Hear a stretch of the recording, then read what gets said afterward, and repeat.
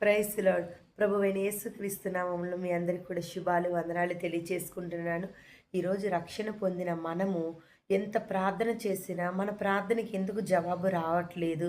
ఎందుకని కార్యాలు చూడలేకపోతున్నాం అని మరి మీరు, నేను అనుకున్నట్లయితే మీకు ఒక చక్కని మాట నేను చెప్పాలని ఆశపడుతున్నాను. పరిశుద్ధ గ్రంథంలో నుండి మార్కు సువార్త 9వ అధ్యాయం 23వ వచనం. ఏమైనను నీ వలనైతే మా మీద కనికరపడి మాకు సహాయము చేయమనెను. అందుకు యేసు, నమ్ముట నీ వలనైతే నమ్మువానికి సమస్తము సాధ్యమే. నిజమే. ఈరోజు మనలో ఏముండాలంటే విశ్వాసం ఉండాలి. దేవుని నమ్మిన బిడ్డలుగా మనలో విశ్వాసం ఉన్నప్పుడు దేవుని అద్భుత కార్యాలు మనం చూడగలుగుతాం. యేసయ్య చెప్తున్నాడు ఏమని? నమ్ముట నీ వలనైతే నమ్మువానికి సమస్తము సాధ్యమే. మరి మనం ఎందుకు సాధ్యం చేయలేకపోతున్నాం ఏ విషయాన్ని కూడా? మరి ఎంత ప్రార్థన చేసినా మీకు జవాబు రావట్లేదా? అయితే మీలో ఏం లేదు, విశ్వాసం లేదు. యేసయ్య ఏం చెప్పారో చెప్పనా?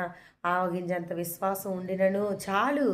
ఆవగింజంత విశ్వాసం ఉన్నా అన్నప్పుడు మనలో అంటే ఆవగింజంత విశ్వాసం కూడా లేకుండా పోయిందనుకుంటానండి.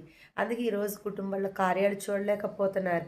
ఆయన అద్భుతకరుడు, ఆశ్చర్యకరుడు మన దేవుడు. మన దేవుడు అద్భుతాలు చేసే దేవుడు.